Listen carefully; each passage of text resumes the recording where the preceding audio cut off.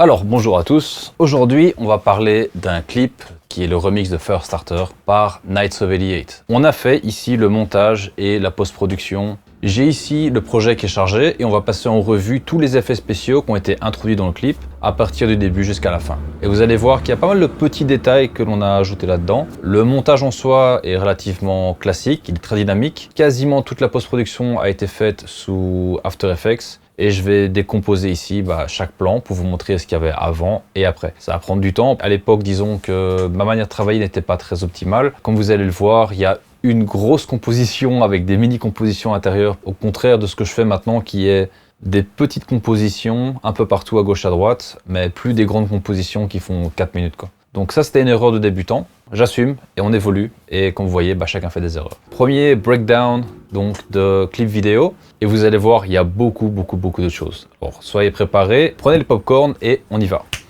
Ok, alors donc ça vous pouvez voir que c'est une timeline assez complexe. Cette grande composition ici normalement j'aurais dû disons découper, faire des petits morceaux avec. Je sais pas pourquoi à l'époque j'ai voulu absolument faire une grande composition avec plein de trucs dedans et voilà au final ça donne ça quoi. Mais bon, c'est pas grave, on apprend tous les jours. Premier effet, dans le premier plan on a 3 soleils. Au lieu de 1 on voulait faire un petit peu genre Star Wars. Alors si je ne m'abuse les 3 soleils ont été faits avec Video Copilot.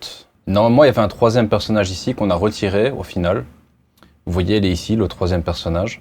Comme vous voyez ici on a détouré case qui était là, on l'a replacé ici. Les lumières, ça doit être ça. Et du coup, voilà, c'est Optical Flare.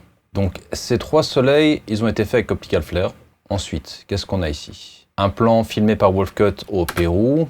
Et vous savez quoi? J'étais persuadé qu'on avait traqué le casque. Et non, en fait, on avait mis un stickers sur le casque directement. Et ça, je m'en souvenais pas du tout. J'étais persuadé à 100% qu'on avait fait un tracking et qu'on avait collé le stickers en post-production. Et en fait, pas du tout. L'autocollant est réel, ce n'est pas un tracking. J'étais persuadé que c'était un tracking, c'est un autocollant réel. Alors là, le serpent venimeux, attention. Hein. Serpent venimeux, c'est pas une blague, quoi. Donc s'il attaque le wolf, là, c'est fini, quoi. Alors ça, c'est un plan qui a été fait au fisheye. Pour vous dire qu'il y avait une tension à un certain moment, que le serpent, il a failli nous chier dessus, quoi. Je sais pas s'il est vrai ou faux ce feu. Il y a du feu qui est faux dans ce clip, faut juste que je trouve lesquels. Et celui-là, je pense qu'il est réel. Celui-là, il me paraît réel. Alors, il y a des gens qui ont demandé comment vous faites ce mouvement de caméra. C'est pas très compliqué. On prend la caméra et on fait comme ça. C'est un mouvement manuel, il n'y a pas de bras spécial, c'est juste un mouvement manuel avec un fisheye et ça donne ça, quoi. Il y a beaucoup de fisheye dans ce clip d'ailleurs. C'est ce plan qui me faisait penser qu'on avait traqué le casque, mais non, en fait, c'est bel et bien un sticker. Alors, il y a un plan, c'est dommage qu'on n'a pas le plan complet, mais en fait, si vous regardez cet avion qui est en haut à gauche, il passe derrière tout le monde, dans un mouvement circulaire. Donc, il est en chute libre, et en même temps, il tourne autour des gars. Alors ici, voilà, en arrière-plan, on a 1, 2, plus une 3e explosion. Alors évidemment, ça, c'est rajouté en post-production. On a du coup cette composition-là. À mon avis, si je la fais solo, ça va nous donner la composition. Ouais. Donc, si je la retire, exactement. Donc, on va ouvrir ça. Et ici, vous avez ce qu'on appelle du stock footage qui nous permet de créer cette poussière, on va dire. Alors évidemment, il y a un tracking du sol qui est fait. Donc, on traque le sol en premier lieu. Et ensuite, on attache les images et on les incruste d'une manière qui fait que ça optimise l'effet d'explosion. Alors, si je double-clique là-dessus, ça, c'est juste le nul. Ouais, ça, c'est une des couches de poussière. Alors, le boom ici, voilà, c'est ça, à mon avis. Il y a différentes couches de poussière qui sont juxtaposées avec des masques pour donner cette impression d'épaisseur. Vous voyez, par exemple, je solo celle-là, ça, c'est juste le dessous. Ensuite, vous avez un peu de poussière ici.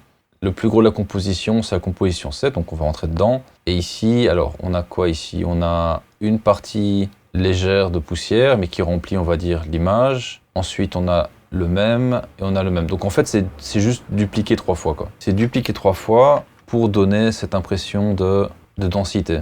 Et les masques ne changent pas. Donc ici, on n'a pas fait de changement de masque. Le clip, à la base, tel qu'il est, ça ressemble à ça. C'est pas, enfin voilà, c'est pas terrible. On triple le calque pour donner de la densité, quoi. Par contre, ici, j'ai oublié un calque. Il n'y a pas ici, vous voyez là, la ligne qui est là, normalement, n'existe pas. Je sais pas exactement ce que j'ai fait, mais bon, c'est pas grave. On ne doit pas la faire de rendu de toute façon, donc c'est pas important. Ça a été donc fait 3 fois, une fois ici, une fois là, une fois en avant-plan, il y a encore de la poussière. Disons que là, ouais, ce sont quelques heures de travail pour avoir cet effet propre. Il faut d'abord faire un très bon tracking. Une fois que vous avez fait un très bon tracking, après il faut faire une bonne composition que vous allez attacher à ce tracking. Et normalement, si vous avez fait un bon travail, vous avez cette impression relativement réelle d'explosion, quoi. Voilà. Alors ça, c'est juste la position de différents clips. Ça, c'est un effet éclair. Alors c'est ça que je voulais vous montrer simplement. Quand vous êtes dans la composition, vous avez 26 calques. Vous voyez, il y a un jeu en fait de superposition à chaque fois des couches. Et donc superposition plus des modes de fusion, du masquage. Et on va jouer avec en fait des images de stock. On va les composer d'une manière que on a un effet qui est unique, qui est particulier, adapté à la scène. On a des dirt charge, donc tout ça c'est du vidéo copilot. Et celui-là, je sais plus où je l'ai trouvé, mais en gros c'est juste de la fumée à la base. Mais la manière dont c'est rendu, voilà, c'est avec la colorimétrie, avec la manière de fusionner. Alors vous voyez ici, j'ai le calque qui est là, en bas à gauche, vous pouvez voir ici Field 5 Side. Par contre, il y a une tonne de plugins, il y a même un Twixtor pour le ralentir. Le Twixtor ici sert à quoi? En fait, quand on a cette image de base, donc l'image initiale, elle va à une certaine cadence. Le problème, c'est que quand on ralentit cette image, il y a des images qui n'existent pas en fait, il y a des frames qui n'existent pas. Alors pour avoir une composition qui n'est pas complètement décalée et qui paraît bizarre avec des images qui manquent entre les images, pour pas que ça soit saccadé, on va demander à Twixtor d'interpoler les images manquantes. Et il n'y a pas spécialement de génération de particules ici. Par contre, on a un effet d'éclair. Alors si je dis pas de bêtises, voilà, ici, ouais, c'est un éclair élaboré, hein. Enfin, la seule chose qu'on a fait, finalement, c'est de bien l'incorporer dans la composition et de faire en sorte que la couleur du noyau, etc., que la couleur de l'éclair soit compatible avec la colorimétrie du reste de la scène. Ici, comme vous voyez, il y a beaucoup de couches, donc on a 26 layers. Et comment est-ce qu'on construit ça? À la base, c'est simplement, on a une idée, et puis on se dit, tiens, je vais essayer de mettre un petit effet là, puis quand on rajoute un effet, généralement, on a d'autres idées qui arrivent, et ça se construit petit à petit, quoi. Il y a certaines choses qui n'étaient pas dans le storyboard du tout, quoi. C'était vraiment un peu freestyle, et même guerrilla filming, donc on avait maîtrisé cet art de faire les choses un peu à l'arrache, on va dire. Mais ça fonctionne, pour nous, ça fonctionne. Quoi d'autre? Alors ici, même chose, hein. Je peux essayer de trouver la composition, comme ça vous voyez un peu le travail qu'il y a derrière. Mais After Effects, c'est ça, hein. After Effects, ça sert à faire ce genre d'effet-là, quoi. C'est vraiment impressionnant, mais c'est surtout en fait l'attention au détail qui va faire que vous allez arriver à avoir ce type de rendu. Alors comme vous voyez ici, l'ordinateur, il n'apprécie pas trop mes déplacements dans le programme. À mon avis, c'est parce que j'ai changé des trucs dans After Effects et du coup, Premiere se met à refaire des rendus que normalement il ne devrait pas faire, mais bon. Vous voyez à l'époque, le nombre de couches et de couches que je mettais pour la colorimétrie, c'était impressionnant. Limite exagéré, je pense que j'aurais pu faire des meilleures colorimétries que ça à l'époque. C'était genre, je mettais un plugin pour ajuster ce que j'avais fait sur notre plugin, ça n'avait pas de sens, mais bon. C'est comme ça qu'on apprend, hein. Tout le monde fait des erreurs et tout le monde apprend. Maintenant, je fais plus ça du tout, j'ai largement évolué. Alors ici, on a, rien que cette composition-là, c'est à nouveau 21 calques. Il n'y a pas énormément de tracking, mais vous voyez tous les calques ici qui se superposent. Ce sont des calques que, là justement, l'ordinateur essaye de donner un rendu. Alors là, c'est justement quand toutes les images étaient à fond. Voilà. Alors ici, on peut voir le jeu de transparence, hein. Ça paraît de rien, mais en fait, c'est la multiplication et la complexité du nombre de calques, la colorimétrie, tout ce jeu en fait de composition qui fait qu'à la fin, on a cet effet. Ça peut paraître beaucoup de travail pour une seconde de clip, mais c'est la magie d'After Effects, quoi. Et j'ai pris vraiment des endroits où, disons que ça pourrait être réaliste, que l'environnement se comporte de cette manière-là. Il faut arriver à visuellement comprendre l'environnement en se disant, dans la réalité, si vraiment ce gars avait ces super pouvoirs-là, à quoi ça pourrait ressembler, quoi. Jouer spécialement avec les vitesses, c'est-à-dire que ici, par exemple, à une seconde, à une frame de décalage, ça peut paraître réel ou pas réel. Et c'est là où il faut être vraiment précis. Donc il ne faut pas hésiter à y mettre des heures de visionner, revisionner, re-revisionner, jusqu'à ce que l'explosion soit au bon endroit, au bon moment. Et en synchronisation avec le mouvement de l'artiste, évidemment, quoi. Et bon, ça, c'est un travail de minutieux, on va dire. Il n'y a rien à faire, c'est un métier, quoi. Ça se fait pas, enfin, ça se prend pas en une journée, quoi. Mais ça s'apprend. Ça s'apprend et franchement, on s'éclate, quoi. C'est très difficile quand on le fait parce qu'on a des heures de composition, de placer des petits trucs à gauche, à droite. Mais une fois qu'on voit le résultat final et qu'on est content de ce résultat final, franchement, là, on a du plaisir. Alors, on est revenu sur Premiere. Alors, c'est quand même un bel effet. Je suis vraiment satisfait de cet effet-là. Il y a d'abord la fumée qui vient. Parce que la première chose que vous aurez, ce sera un effet de surface. C'est d'abord le sable qui est en surface qui va monter. Et quand vous arrivez avec la seconde couche de sable qui est soulevée, là voilà. On peut sentir qu'il y a réellement une élévation de sable. Aussi, le nombre de frames, donc le nombre d'images que vous utilisez, va donner la puissance de l'explosion. En fonction du nombre d'images que vous utilisez pour l'explosion, votre œil va comprendre un impact et vous pouvez étendre ou accélérer une explosion. Et pour étendre, généralement, on met un Twixtor pour créer les frames qui n'existent pas. Voilà. Alors. On m'a posé souvent la question de cette histoire-là, de comment vous filmez ça. Alors, il n'y a pas de robot, il n'y a rien. C'est juste, on fait un pas en arrière, on fait un pas en avant. Et c'est que de la synchronisation. Il faut savoir jouer avec la caméra, il faut savoir... Il ne faut pas forcément grand-chose pour faire des belles choses. Et je pourrais même vous parier que c'est ce fichier-là qu'on a utilisé pour le faire, qui est un bête Samyang qu'on a mis sur un Canon 7D. Voilà, il ne faut pas forcément toujours avoir des choses chères pour faire des belles choses. Et ce clip est passé en télé nationale, donc c'est pas, voilà, c'est pas, il vous faut pas forcément la dernière Harry à 40 000 €, voilà, quoi. Vous pouvez faire des très belles choses avec des appareils, même en seconde main. Alors ici, à nouveau, on a des explosions, même principe, tracking, composition. Alors, il y a beaucoup de jeux de vitesse. On n'a même pas utilisé Twixtor. Je pensais qu'on avait utilisé Twixtor, j'aurais été persuadé. Je me souviens avoir acheté Chronos à l'époque, effectivement. Mais je ne me souvenais pas dans quel contexte on l'avait utilisé. Ce qu'on fait, c'est qu'on joue sur la vitesse, c'est-à-dire que ça démarre à 100% et au moment du changement, on va faire passer la vitesse à 50%. Et ça donne cet effet-là de rapide, brusque. Alors, cette scène-là qui est là, à la base, il faisait pas spécialement moche, on va dire, mais ça n'allait pas vraiment avec l'ambiance de la mine. Donc on a décidé de complètement retirer le ciel et de le couvrir avec autre chose. Je peux essayer de vous montrer. Vous voyez, si je devais recompiler les clips maintenant, j'y arriverais même pas. Ce projet est d'une complexité incroyable. Pourtant, je suis quelqu'un qui fait attention à sa manière de faire sa structure de fichier, mais même le tutoriel de Premiere en français, je parle à la base de la structure de fichier. C'est pour ce genre de choses-là. Après, celui de Case, c'est le même. En fait, c'est pas le même ciel. On a utilisé d'autres images de ciel pour arriver à ça. Mais c'est le même principe, c'est-à-dire qu'on prend un ciel bleu, on le vire complètement et on remplace le ciel. Et généralement, on fait ça en faisant un tracking de l'arrière-plan. Alors ça peut être de l'arrière-plan, ça peut être d'autres choses, mais ici, l'arrière-plan était fixe. Donc ici, je me souviens avoir traqué les montagnes qui sont là. Vous voyez la ligne noire qui est là. Je me souviens plus si j'avais pris le building à l'arrière, les fenêtres ici, ou la montagne. Mais en gros, si vous arrivez à traquer l'horizon, généralement, vous avez un bon ciel qui va être traquable, on va dire. Même chose ici, donc ça c'est ce que je vous avais montré. C'est un jeu simplement de là il saute, on fait en sorte qu'il y ait directement cette explosion, que ça fasse et pas que ça soit trop lent, parce que si c'est trop lent, ça fait genre...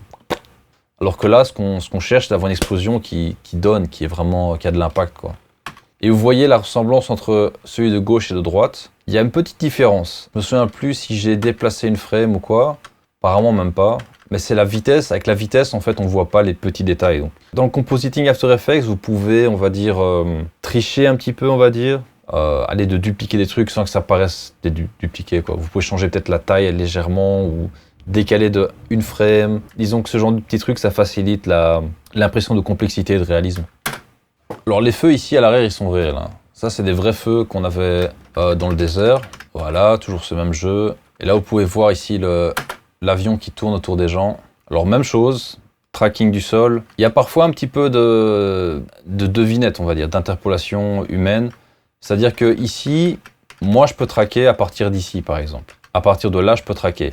Donc je peux traquer à partir peut-être de la pierre qui est derrière, là, la roue. Ça c'est cool. Je vais avancer. Mais ici par exemple, je sais pas traquer quelque chose de spécial, parce que c'est en avant-plan, on ne voit pas où démarre réellement l'explosion. Si le cerveau ne sait pas calculer la distance, c'est un avantage pour vous. parce qu'au moins vous pouvez placer, disons, avec un peu moins de précision. Le cerveau va pas enregistrer le fait que ce soit décalé de 10 cm ou pas, quoi. Ici, par contre, une fois qu'on a cette explosion qui démarre, là, le tracking doit être nickel. Alors, le tracking, à l'époque, on n'avait pas le bouton qu'on a maintenant qui fait qu'on clique sur un bouton et on a directement l'espace 3D. Donc ça n'existait pas dans la CS 5.5. Normalement, il y a un tracking, voilà. Alors ça, ce tracking-là, c'est pas un tracking 3D. Donc ça veut dire que ce tracking-là, il a été fait manuellement. On a traqué un point particulier. L'objet nul, ici, il se rapetit au plus on va au fond, ok? Mais le tracking, en soi, c'est un tracking 2D, quoi. C'est pas un tracking 3D du tout, quoi. Enfin, moi, je me souviens que c'est arrivé dans la CC, et maintenant, on clique sur un bouton, et voilà, le tracking se fait quasiment automatiquement, quoi. Mais voilà, dans les cas difficiles comme celui-là, tracking 2D, ensuite on attache les explosions à l'objet nul qu'on a créé, quoi. Donc ça, c'est le clip original, donc sans les explosions. On avait beaucoup travaillé ici avec le pack Video Copilot, avec tout ce qui est les particules qui explosent. Et on a juste trouvé le bon moment, le bon endroit, la bonne colorimétrie, la bonne vitesse, la bonne composition, et ça donne ça, quoi. Donc il y a beaucoup de choses faisables avec After Effects sans que ce soit forcément du gros budget, des très grosses complications. Il n'y a même pas de fond vert dans ce clip-là. Le plus compliqué finalement dans ce clip, c'est être patient pour faire les effets, c'est sûr, mais c'est trouver en fait le matériel pour être dans le désert, trouver les buggy et filmer tout ça sans que personne finisse à l'hôpital, quoi. Donc ça, c'est le plus compliqué, quoi. Mais bon, personne n'a fini à l'hôpital, donc c'était bon. Vous voyez ici, j'ai simplement désaturé le ciel. Donc ici, vous pouvez voir le ciel tel qu'il aurait dû être plus ou moins. Alors, je vais vous montrer le ciel tel qu'il était réellement ce jour-là. Alors, il y a un calque d'effet, voilà, c'est juste ça en fait. Ah ok, voilà, donc j'avais décomposé Cage pour garder la couleur du visage et je l'ai superposé à l'original qui est celui-là, en étant sûr que, voilà, ici le calque d'effet soit appliqué uniquement à la partie qui n'est pas dans le visage de Cage. C'est un alpha inversé, quoi. C'est-à-dire qu'au lieu d'utiliser la zone transparence, on va utiliser la zone de non-transparence. Il fallait quelque chose qui était vraiment grisâtre, qui avait une densité qui sentait que c'était sombre et pesant, quoi. Alors ça vient du Pérou.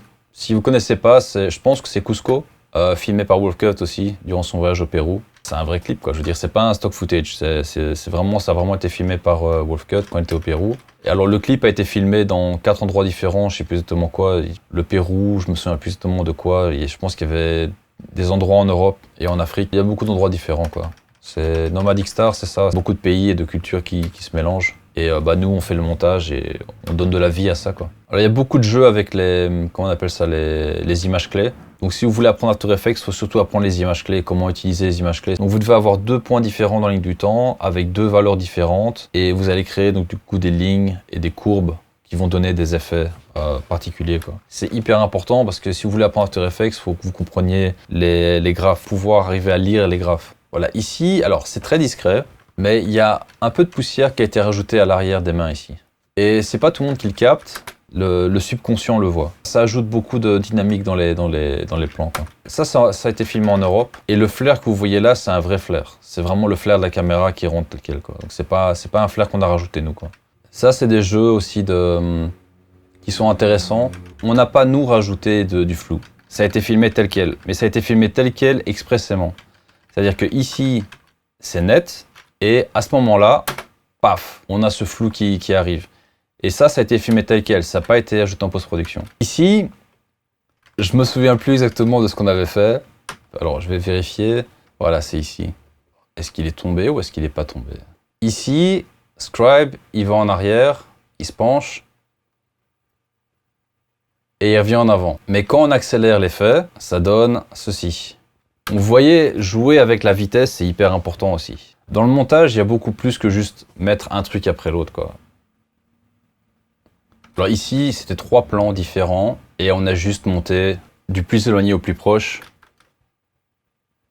Voilà, 3 plans différents. Et vous voyez comment on a utilisé la largeur de l'écran pour donner cette impression de grandeur, quoi. C'est vraiment, on dirait vraiment un aigle qui va voler, quoi. Rooflessness. Et After Effects vous permet d'aller vraiment loin. Par exemple, ici, c'est juste un accéléré, quoi. Il n'y a rien de spécial. Mais voilà, ça cartonne. Alors ici, voilà, ce ciel-là, alors c'est ce qu'on appelle du matte painting, ok? On en a fait quelques fois du matte painting, mais celui-là, je pense que c'est un des plus efficaces qu'on ait fait, quoi. Ça, ce sont les nuages. Je sais même plus où on a trouvé ça. Mais on avait ce nuage-là. En gros, ce qu'on a fait, c'est que voilà, il y a un masque en fait, simplement. Donc il y a un masque qui permet de limiter en fait le domaine d'application de ce nuage. Voilà. Et si on retire ces nuages artificiels, on va dire, eh ben vous avez à nouveau ce même ciel. Limite, j'aurais peut-être dû rajouter des éclairs noirs, tu vois, quelque chose vraiment chaotique, quoi. Genre Firestarter, je pense qu'on aurait même pu arriver à un autre niveau. Il y avait des choses qui étaient assez neuves pour nous. C'est cool, on est arrivé à quelque chose quand même. Je suis pas mécontent du résultat, mais c'est clair que si je devais le refaire maintenant, peut-être qu'il y a des choses que je mettrais en plus, que je ferais différemment. Pour l'époque, franchement, pas mal, quoi. C'est un des premiers clips qu'on a sorti, et celui-là, il a fait un carton aussi, quoi. Je veux dire, on a eu pas mal de bons retours de ce clip-là, quoi. Alors, ça ici, c'est un timelapse, mais c'est un timelapse qui a été fait à partir de photos. Donc ça, c'est des photos qu'on a reçues de Wolfcut, et il a pris une photo toutes les je sais pas combien de temps, mais c'est ce qu'on appelle un timelapse, quoi. Donc c'est... Voilà, quoi. Et ça marche super bien dans les clips vidéo, quoi. Ça, c'est les timelapses, ça fonctionne toujours, quoi. Ça donne toujours une touche en plus, quoi. Alors ici, le feu qui est devant, là, je peux quasiment vous assurer que c'est... Ouais, vous voyez ici, je le vois avec cette frame-là. Je peux quasiment vous assurer que c'est un feu qui a été rajouté artificiellement. Si on rentre dedans, ici, vous allez voir que... Voilà, le feu, en fait, il est pas réel, en fait. Le plan est très bien, mais il manque ce côté dynamique, quoi. Il n'y a rien à faire, il manque ce côté où il y a quelque chose qui se passe, quoi. Et on a rajouté le feu juste pour donner un peu plus de vie à ce plan, quoi. Comment est-ce qu'on arrive à ce résultat? Ça, c'est le plan, on va dire, jusque-là, c'est normal. Voilà, alors ici, vous voyez, la balle, elle part. Donc ça, c'est le plan tel que on l'avait filmé à l'époque, quoi. Ça, c'est la vidéo normale. Ok, elle est juste découpée en plusieurs parties, mais c'est la vidéo normale. Là, ce qu'on a fait, c'est qu'on a pris la balle, on l'a isolée, donc on a isolé la balle. Ça, c'est la balle par elle-même, qu'on a découpée dans la vidéo, et on l'a fait bouger. Donc là, c'est ce que je vous disais avec les images clés. Ici, on a 4 images clés, et on a ces courbes, en fait, qui ont été créées, quoi. Alors, c'est pas aussi compliqué que ça, parce qu'au final, on a juste besoin de déplacer... Ici, je vais prendre, par exemple, la clé qui est là. On peut utiliser les curseurs ici pour bouger les clés, mais il faut comprendre comment ça fonctionne, quoi. C'est juste ça, quoi. Mais ça, c'est très très très important si vous faites de la composition After Effects. Il faut comprendre comment fonctionnent ces clés. Alors ça, c'est quoi? C'est juste un calque qui nous permet de retirer la balle des autres plans, puisque la balle, elle continue à apparaître en fait ici, par exemple. Et si on n'avait pas ce plan en avant qui fait disparaître la balle ne disparaîtrait jamais, quoi. Donc on a besoin de ce plan en avant pour faire disparaître la balle. Tac, tac. Ouais, ici par exemple, voilà. Ici, quand je rajoute le plan, la balle disparaît. Donc on prend cette balle qui est isolée et on la fait jouer devant cet arrière-plan aussi qui est isolé. Et ça donne cet effet de balle qui flotte dans le vent, quoi. Voilà, simplement. C'est juste ça en fait. Donc là, c'est un jeu de composition, quoi. C'est un jeu de masquage et de composition. On joue un petit peu ici avec les vitesses, mais je peux vous assurer que j'ai pas travaillé avec le graphier là, quoi. J'ai travaillé particulièrement avec les clés qui sont là, donc il suffit juste de bouger les clés comme ça.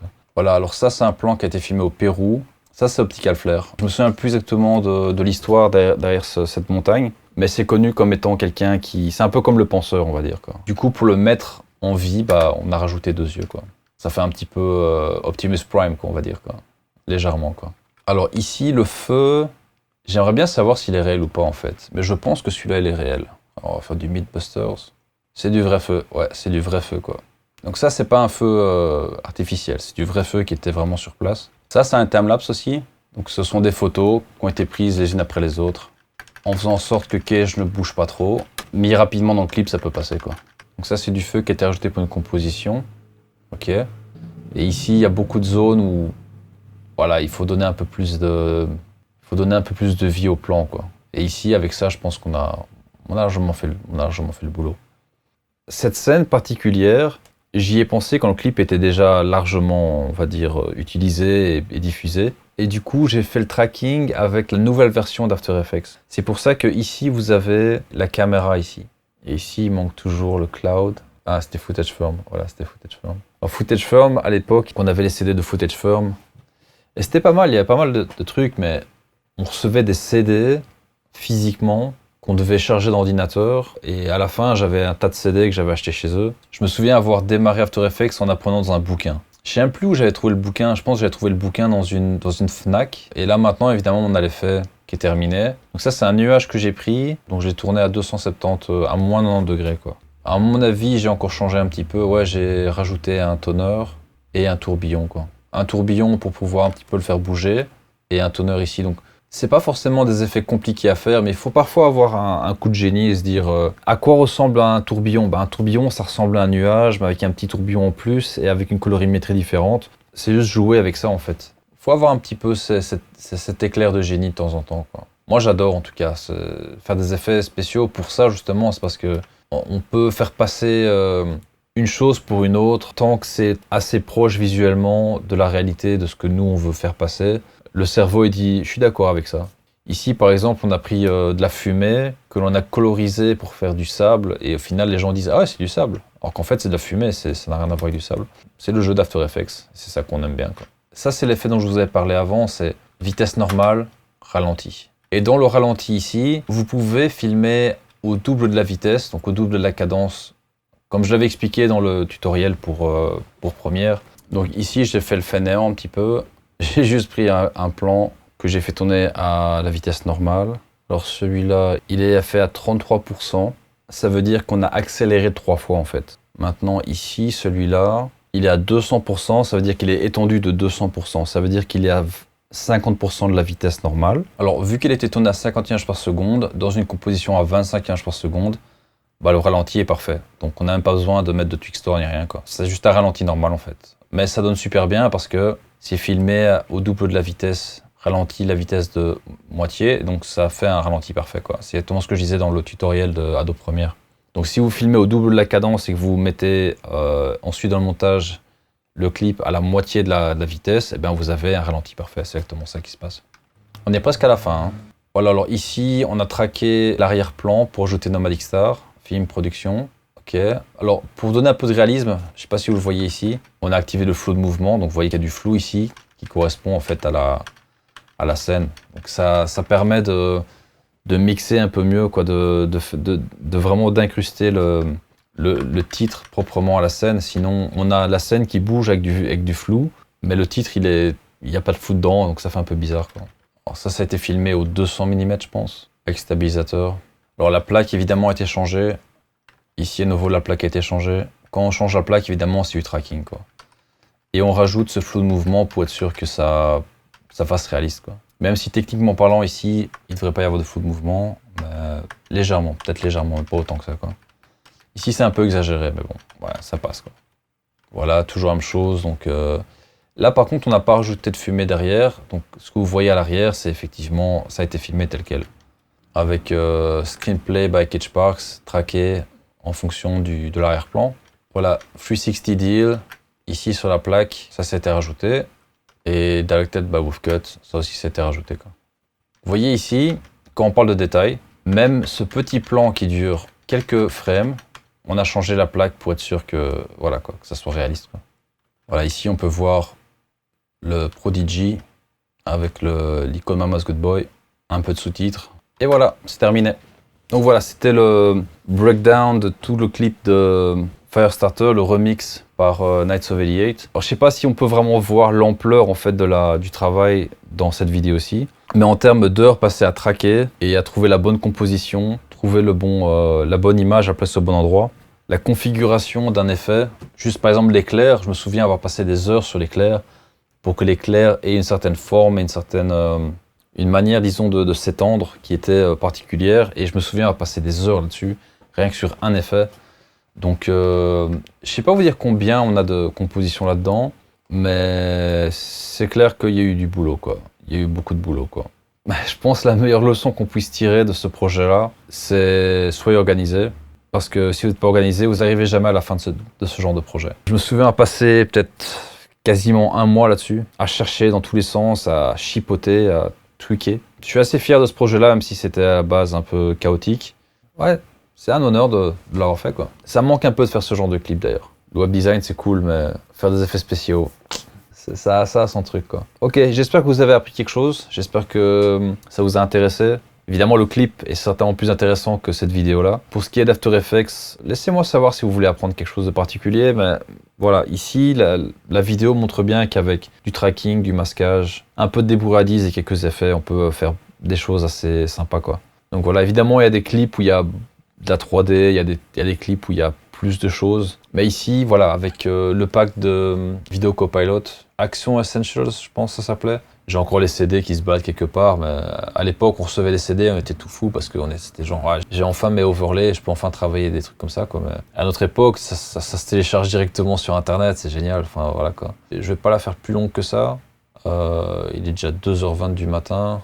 Première vidéo de décomposition, un cas d'étude, on va dire, After Effects. Et si vous voulez apprendre ce genre de choses, bah, n'hésitez pas, apprentus.com/gaëtancrop. Et je peux vous donner des cours d'After Effects sur n'importe quelle version. Ce clip a été fait sur la version CS 5.5. C'était avant même qu'on puisse avoir Adobe sur Internet. Voilà, quoi. C'est pour vous dire, il ne faut pas forcément avoir les dernières versions pour faire des bonnes choses. Mais je suis déjà content que vous ayez vu comment on a créé cette ambiance. Évidemment, il y a tout un travail de caméra. Sans les clips originaux, on n'arrive pas à ça, quoi. C'est pas que du After Effects, mais ce clip a été vraiment travaillé sur tous les fronts, quoi. Et avec du matériel qui était relativement, allez, on va dire abordable. On n'a pas sorti des Harry, quoi. C'était Canon 7D Mark I, 2 GoPro peut-être, et une Panasonic HVX 200, quoi. Voilà, c'est tout. Soit, les gars, à plus tard. Tchuss.